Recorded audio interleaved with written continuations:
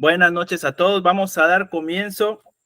Soy David Márquez. Les saludo desde Ciudad Victoria, la capital de Tamaulipas. Bienvenidos a este espacio de diálogo llamado Un psicoanalista en el banquillo, propuesto por el Seminario Psicoanalítico de Tamaulipas. Se trata de un nuevo espacio virtual totalmente diferente, diseñado para pensar y cuestionarnos sobre la práctica del psicoanálisis. ¿Cómo trabaja un psicoanalista? Es la pregunta que nos convoca en esta nueva actividad. El día de hoy estaremos dialogando sobre la historia del psicoanálisis en México. Pero ante todo, es importante detenernos a pensar: ¿qué importancia tiene para el psicoanalista conocer la historia del psicoanálisis en su país? ¿Qué relación tiene nuestra práctica con la historia del psicoanálisis? En La dirección de la cura y los principios de su poder, Lacan observa que hasta en la manera que tiene el analista de enunciar la regla analítica, se vehiculizan las consecuencias que han tenido en él su adoctrinamiento en el psicoanálisis. Y por otro lado, en ese momento inicial, el paciente también pone en juego su prejuicio, es decir, que llega con una idea que la difusión cultural le ha permitido formarse de este procedimiento. Desde el mismo punto inicial, entonces, se moviliza la relación que analista y paciente tienen con el psicoanálisis. Para ampliar esto un poco, en el libro ¿Cómo trabaja un psicoanalista?, Juan David Nacio observa que con el acto de aceptar analizar al paciente y sobre todo con el acto de enunciar la regla fundamental, el analista, sin darse cuenta, transmite al paciente su propia relación simbólica con el psicoanálisis.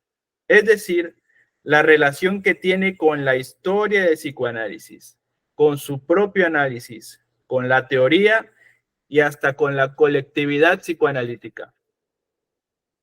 Que sin darnos cuenta, intervenimos de un modo u otro según la relación que cada uno tenga con la historia del psicoanálisis. Esta relación implica que formamos parte de una afiliación, de un encadenamiento de experiencias de análisis que se remontan hasta llegar a Freud. Y ya desde el primer acto de enunciar la regla fundamental, inscribimos al paciente en nuestra afiliación. De ahí la importancia. Podemos afirmar que al investigar y al estudiar la historia del psicoanálisis, tenemos la posibilidad de encontrarnos a nosotros mismos como psicoanalistas. Es por eso que todo este mes nos sumergimos en este tema, pues en la reunión de hoy nos acompaña desde la ciudad de Jalapa, Veracruz, el psicoanalista e historiador Juan Capetillo Hernández, con quien tendremos el privilegio de dialogar sobre la recepción de Lacan en México y las escuelas de psicoanálisis en México. Bienvenido, doctor Capetillo. Hoy han venido analistas y analistas en formación de diferentes partes del país para dialogar con usted. Damos también la bienvenida a Eva María Cornejo Choperena, quien tiene 12 años de práctica psicoanalítica de orientación lacaniana. Ella nos acompaña desde la Ciudad de México para moderar el diálogo en la reunión de hoy. Nuevamente, sean todos bienvenidos. Sin más que agregar, doy entonces la palabra a Eva María Choperena. Adelante. Buenas noches. Muchas gracias, David, por la invitación a participar en esta actividad.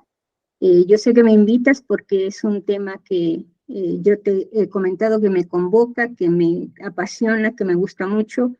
Y por supuesto, he hecho lecturas de los libros y de los trabajos del doctor Juan Capetillo.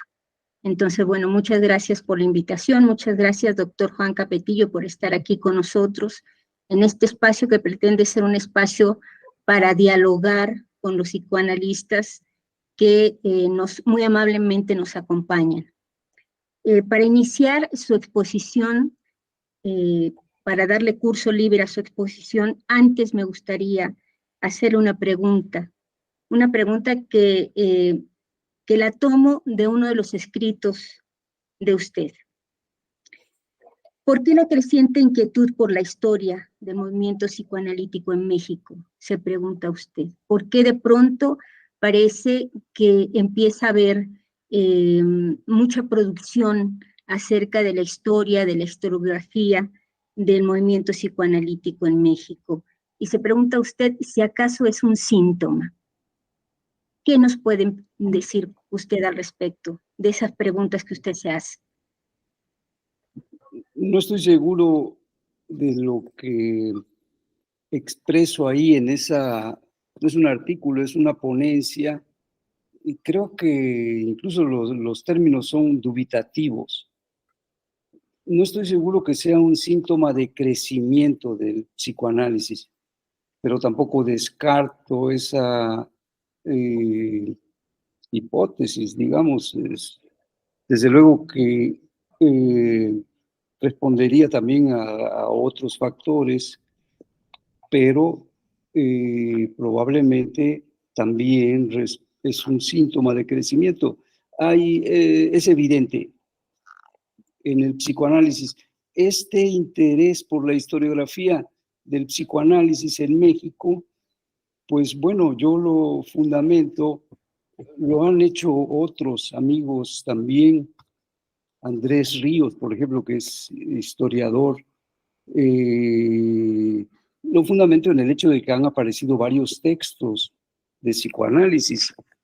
Por ejemplo, los textos que se han hecho sobre la experiencia del monasterio en los alrededores de Cuernavaca, otro de José Velasco sobre la génesis social de las instituciones psicoanalíticas en México. En fin, ha habido varios textos sobre historia del psicoanálisis. Entonces, como que ese sería el dato, el indicador de que hay un interés.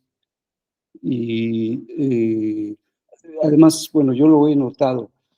De por sí, en términos generales, la historia sí suscita interés. En el caso de la historia del psicoanálisis es muy claro, sí, he notado que a los que estamos en el psicoanálisis nos interesa la historia. Entonces, digo que si contrastamos la situación actual del psicoanálisis en México con la de 1970, es muy distinta. Todavía en los 70 el psicoanálisis se practicaba, se estudiaba, se difundía en pocas ciudades en el país. Desde luego la Ciudad de México, Guadalajara, Monterrey, Querétaro, bueno, Cuernavaca, y prácticamente era eso. Sin embargo, hoy lo localizamos en todo el país. En 25 estados de la República he localizado grupos, instituciones, etcétera, que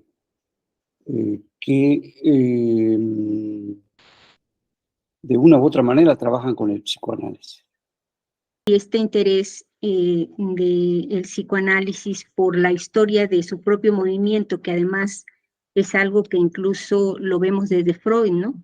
De Freud, que hace incluso artículos o ponencias acerca del movimiento psicoanalítico, tiene que ver con la propia forma de ser, de trabajo del psicoanalista, que también historiza, digamos. Es aplicar la historia del movimiento psicoanalítico. Tiene que ver, desde luego, la historia del psicoanálisis tiene que ver con la historia del movimiento psicoanalítico. Y en los tiempos de Freud, todavía los tiempos post-freudianos, las discusiones, las divisiones que hubo en el psicoanálisis fueron por conceptos teóricos. Hoy vivimos una era en que las discusiones son por la institución. Es decir, hay algo contradictorio entre el psicoanálisis y la institución. El psicoanálisis tiene una vocación antiinstitucional, pero necesita de la institución. El psicoanálisis es un ejercicio privado, singular, pero la formación de los analistas es colectivo, es un acto colectivo en el que participan varios, tanto en los estudios, en la formación teórica, como en los otros componentes de la formación de un psicoanalista. Entonces, por un lado, pues en el análisis tenemos que vernosla con el inconsciente, con el deseo, y lo de la institución es más del orden yoico, imaginario, del narcisismo, de los egos. Entonces, sigue habiendo ahí la contradicción, como una paradoja. Y la cuestión de la historia, y particularmente de la historia del movimiento psicoanalítico, o sea, de sus instituciones, de las asociaciones que han procurado los psicoanalistas, bueno, pues significa aplicar a esto mismo el método psicoanalítico. Y el método psicoanalítico es fundamentalmente histórico. Ahí recuerdo un historiador, no psicoanalista, un historiador de apellido Van Jung, que así decía, el método psicoanalítico es quintaesencialmente histórico. Entonces, bueno, ¿por qué no aplicarse a sí mismo, a sus instituciones, a su historia, el mismo método psicoanalítico? En este tema que nos propone con dos de sus ponencias de la recepción de Lacan en México, la recepción, la implantación, la institucionalización del lacanismo, digamos, es similar a lo que pasó con la recepción, la implantación y la institucionalización del freudismo, del psicoanálisis freudiano. No me había preguntado eso, pero no son iguales, no creo que sean iguales. Estas categorías son tomadas, bueno, en mi caso son tomadas de los trabajos de Rudinesco, esta historiadora del psicoanálisis, particularmente del psicoanálisis francés, y los apliqué a la historia del psicoanálisis, más bien en los principios del psicoanálisis en México, la emergencia del psicoanálisis. Y después, pensando en la investigación sobre Lacan en México, pues trasladé nuevamente esas tres categorías que pues permiten como pensar en periodos chicos o grandes, pero delimitar un periodo histórico, como por ejemplo la recepción, o sea, cuando es recibido un discurso, cómo es recibido, en qué condiciones, qué está pasando en el país en ese momento, como es en el caso de Lacan, que hay en este caso yo creo que como condiciones para la recepción de Lacan en México es la existencia del círculo psicoanalítico mexicano. Es decir, en las 2 décadas anteriores hubo lo que se llamó el duopolio psicoanalítico. La Asociación Psicoanalítica Mexicana, APM, afiliada, y la Sociedad Mexicana de Psicoanálisis, que fue la institución fromiana. Ese duopolio se rompe precisamente con la de 1969 y creo que es un nicho, podemos decirlo así de alguna manera, para esta recepción de Lacan, porque ahí hay un personaje muy importante que es clave, que es Armando Suárez. Es decir, Armando Suárez es un español que con formación religiosa dominico, que fue a Viena. Su interés fundamental era formarse como psicoanalista. Y bueno, se formó, allá se psicoanalizó con Igor Caruso y viene a México. Es entre casual y determinado, desde luego, el hecho de que haya llegado a México. Me parece que, no estoy seguro, pero en 1964. Y Armando Suárez con una formación muy amplia, como filósofo, como teólogo, como formado en el derecho, en el marxismo, y entra a trabajar en la editorial Siglo XXI. Este es un dato importante, porque tiene mucho que ver con la lectura de Lacan, y no solo en México, en Latinoamérica. O sea, me refiero a la traducción de los escritos. Probablemente algunos de ustedes ya conozcan estos datos y les parezca repetitivo, les ofrezco una disculpa, pero tal vez puede haber personas entre la audiencia que no los conozcan o los conozcan de una manera superficial. Me parece que es importante este elemento en función de lo que fue, digamos, claro, no podemos ser categóricos de que algo terminó de una manera tajante y ya no sigue teniendo alguna manifestación en el presente, ¿verdad? Pero lo que fue la recepción de Lacan en México, la llegada de Armando Suárez, su ubicación en la editorial Siglo XXI y su intuición de la importancia de Lacan, porque en esa década Lacan no era conocido más allá de Francia o de Europa, sobre todo en Francia. Entonces, él en 1970 propone a la editorial traducir los escritos de Lacan, que acababan de salir, no tenía mucho, en 1966. Entonces, yo pensaría en 2 condiciones, entre muchas, del contexto en que se da la recepción de Lacan en México.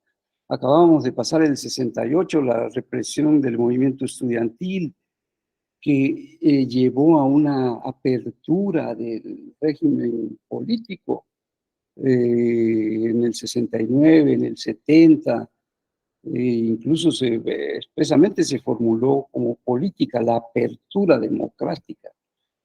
Entonces, pero en el ambiente psicoanalítico me parece que es importante destacar la aparición del círculo psicoanalítico mexicano, impulsado por Armando Suárez, que también desde la editorial Siglo XXI impulsó la producción de muchos textos. La colección era Psicología, Etología y Psicoanálisis.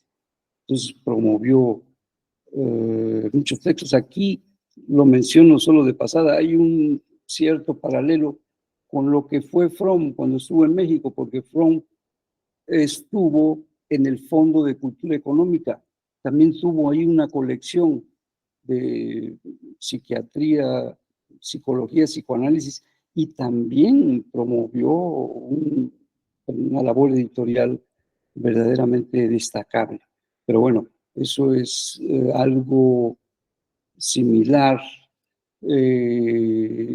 a lo que hizo Armando Suárez y particularmente con la publicación de los escritos y con la apertura que significó el círculo psicoanalítico cuando comenzó el exilio argentino a México en los años 70, que está también relacionado ese fenómeno con la recepción de Lacan en México. Y también con un detalle interesante, ¿no, doctor Juan Capetillo? Que el círculo abre la posibilidad de formación psicoanalítica a no médicos, ¿no? Eso también fue un detalle muy importante, ¿no? Sin duda, ya en el interior de la Asociación Psicoanalítica Mexicana había un movimiento fuerte, sobre todo de mujeres psicólogas, que no les permitían una formación psicoanalítica. Incluso es motivo de una decisión en 1972 de la Asociación Psicoanalítica Mexicana. Se formó una institución que existe hasta la fecha, con otro nombre, pero existe, incorporada también a la IPA. Pero bueno, ahorita más bien nos toca hablar del lado lacaniano. Y yo creo que desde luego es importante también lo que estaba pasando fuera de México, particularmente lo que estaba pasando en Francia en los 70, 1970, es el esplendor de Lacan, podemos decir así, porque en el 63, finales del 63, comienzos del 64, es cuando se da su exclusión de la IPA. No podemos decir propiamente expulsión, porque no lo corrieron, lo dejaron que siguiera ahí, pero sin la posibilidad de dar seminarios, ni mucho menos llevar análisis didácticos. La enseñanza de Lacan quedó proscrita, lo obligaron a irse. Él no quería irse. Lacan del 53 al 63, así dice Rudinesco, reinó como un príncipe sin tener que ocuparse de las actividades administrativas del reino. O sea, era un pensador, estaba produciendo significantes. Por eso quería seguir en la IPA, no encargarse, no ser un jefe de escuela. Se vio obligado a hacerlo, porque por esta exclusión salió de la IPA y en 1964 conforma la Escuela Freudiana de Psicoanálisis, que es un tipo de institución analítica completamente distinta a la propia de la IPA, vamos a decir así, tradicional, la Escuela de Psicoanálisis, en el 64. Entonces ya combina, o sea, verdaderamente Lacan fue un tipo genial, porque esto no significó obturar su carrera, digamos así, como un teórico, como un pensador, como un creador dentro del psicoanálisis, porque todavía en los 60 viene una época muy productiva, en los 70 al final, el Lacan de los nudos. Tuvimos primero el Lacan del significante con su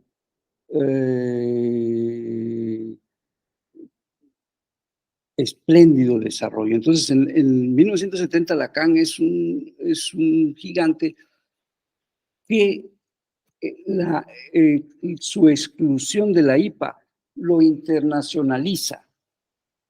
O sea, a partir de esa situación, Lacan trasciende el espacio francés del psicoanálisis y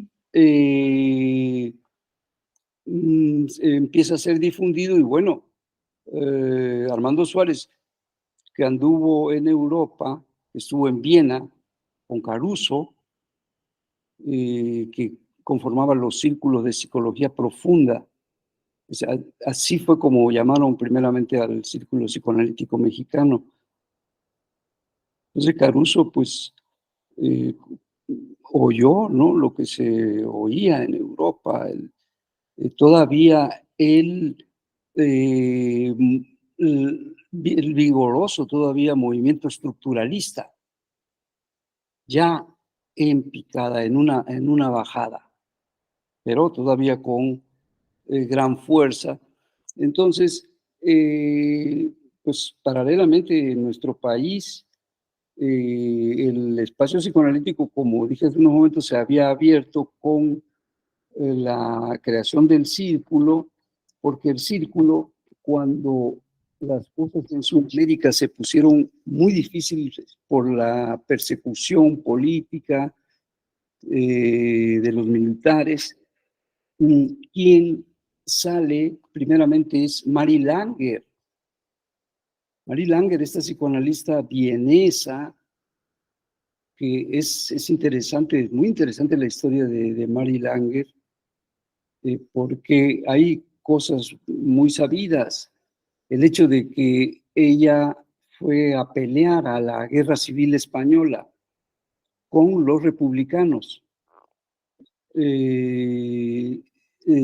Participó como médica, que era, y bueno, termina la guerra, pierden los republicanos, gana Franco y tienen que salir todos los internacionalistas que estuvieron ahí en la guerra civil. Octavio Paz, por ejemplo, entre ellos, pues tienen que salir. Y ella solicita asilo a 2 países al mismo tiempo, a Uruguay y a México. Y la primera respuesta le llega de Uruguay, entonces se va a Uruguay y allá desarrolla el psicoanálisis. Es fundadora de la Asociación Psicoanalítica Argentina, o sea, se mueve a Argentina. Y bueno, es una historia larga de Mary Langer, y en los años 70, 1971, tiene que salir por la persecución política de los militares y pide asilo a México. Y es recibida en México y particularmente en el ámbito psicoanalítico por el Círculo. Armando Suárez la recibe con suma hospitalidad. Entonces, bueno, eso es... y después empiezan a llegar otros argentinos, los que le siguen a Mary Langer y que también fueron apoyados por ella, son Néstor Brownstein y Frida Sal, esposos. Si de ellos en el 73, a finales del 73, llegan a México.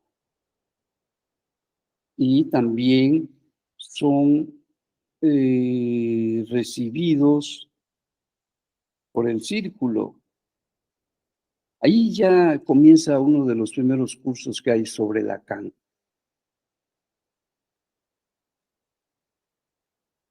Que debe haber sido como por el 74, 1974, 75.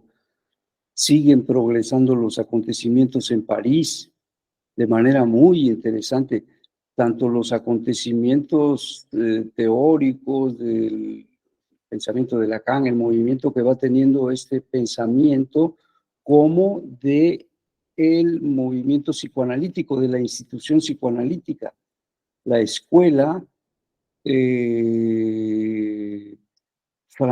escuela freudiana de París, es la que funda Lacan en 1964.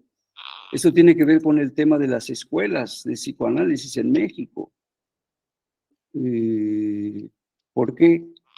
Pues Lacan habla de la escuela con, digamos, una concepción muy particular en cuanto a la forma de organización de la escuela. Los dispositivos fundamentales son el cartel y el pase. Esta idea de la escuela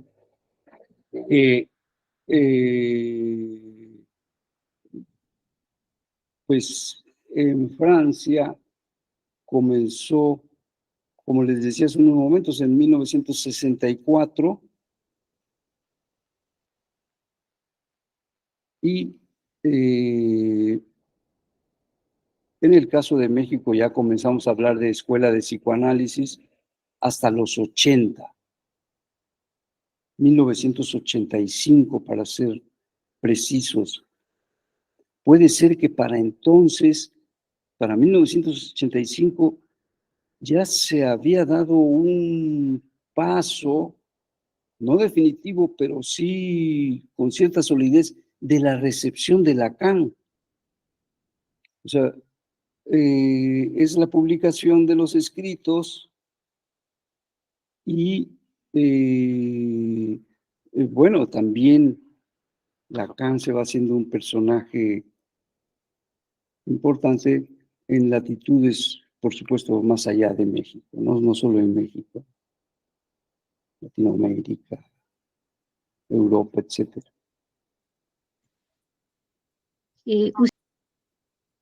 Usted comentaba que la institucionalización del psicoanálisis en México había nacido conflictuada, ¿no? Por estos dos grupos, por el grupo de los psicoanalistas que se habían formado fuera de México y que llegaban a México en donde ya estaba trabajando Fromm en su sociedad o en su asociación. Entonces, usted comenta cómo la institucionalización nace fracturada, digamos, por estos dos grupos antagónicos. Y parece que lo mismo sucede, ¿no? Con la recepción y después la institucionalización también de Lacan, en donde parece que también nace conflictuado a partir de dos posiciones opuestas, una que sería la conformación de la École lacanienne y la fundación de Néstor Brownstein. Sí, ciertamente, así es. Ya instalado Brownstein en México, un par de años después llega Marcelo Pasternak. Marcelo Pasternak, ambos originarios de Córdoba, Argentina, no son de Buenos Aires, bueno, trabajaban juntos en Córdoba, tuvieron mucha cercanía. Y al llegar a México, bueno, pues Brownstein lo acoge, lo ayuda, publican un libro. Cuando llegaron, ya el libro prácticamente estaba hecho, se lo muestran a Armando Suárez, se interesa y lo publica Siglo XXI, en el 75. Ese es el libro de psicología, ideología y ciencia. Entonces, bueno, llega Pasternak y en México tienen diferencias. En México incluso están esas diferencias relacionadas de alguna manera con el mismo círculo psicoanalítico mexicano, porque Brownstein comenzó ahí un curso sobre Lacan, fue sobre el Seminario 1. Hay que decir que no tenía una formación lacaniana cuando llega a México. Él era un psiquiatra altuseriano. Recordemos a Althusser. En ese entonces tenía cierta fortaleza Althusser, cierta influencia. Se le estudiaba en centros universitarios en los años 70, en Argentina, en México, en Colombia. Y ellos tenían esta formación que está plasmada en el libro Psicología, Ideología y Ciencia. No es, aunque, bueno, no se trata ahorita de hablar del libro de Brownstein, ¿verdad? Pero de ese libro en particular, pero más bien, ahorita en ese momento el interés es situarlo como un acontecimiento editorial que tiene alguna relación, pero poca, con la cuestión de Lacan. No viene todavía Lacan en ese texto. Se podría pensar alguna prefiguración, porque Althusser tiene aquel artículo famoso de Freud y Lacan, que era conocido, y entonces por ahí podría haber un vínculo. Y por otro lado, que Althusser en Francia le decía a sus alumnos de la École Normale que fueran al seminario de Lacan. Entonces, publican el libro, llega Pasternak, pero relativamente poco tiempo después se pelean, tienen diferencias. Llegan otros, siguen llegando argentinos. Fue un exilio numeroso y venían muchos psicólogos, psiquiatras, psicoanalistas, analistas de grupo, psicólogos de grupo también. Mucha gente que traía la formación de Enrique Pichón Rivière.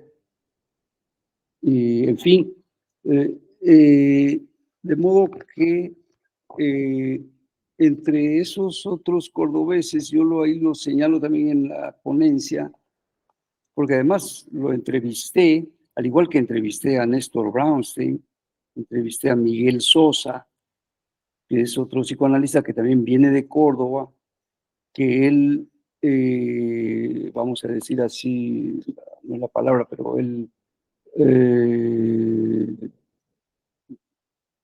digamos, sostiene, perdón, licenciado David, qué bueno que vi que levanta. Adelante, adelante, David, adelante.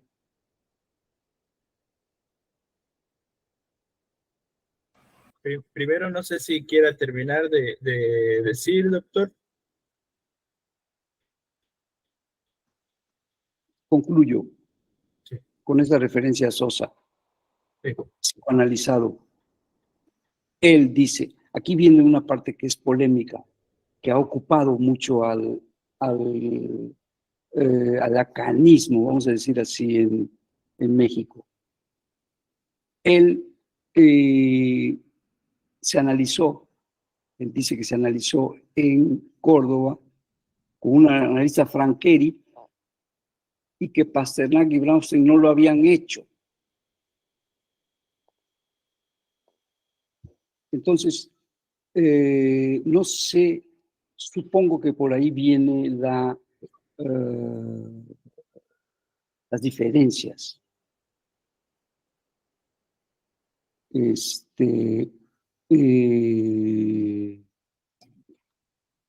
Y Pasternak se acerca más con Sosa, que son paisanos.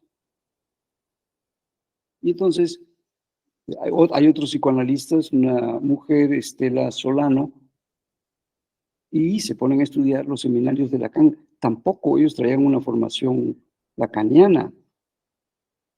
Sosa argumenta que su analista se analizó con Baranger, un analista uruguayo que ya difundía a Lacan en el Cono Sur. Entonces, que su analista, que era kleiniano, porque es lo que predominaba en Argentina antes de Lacan, el kleinismo,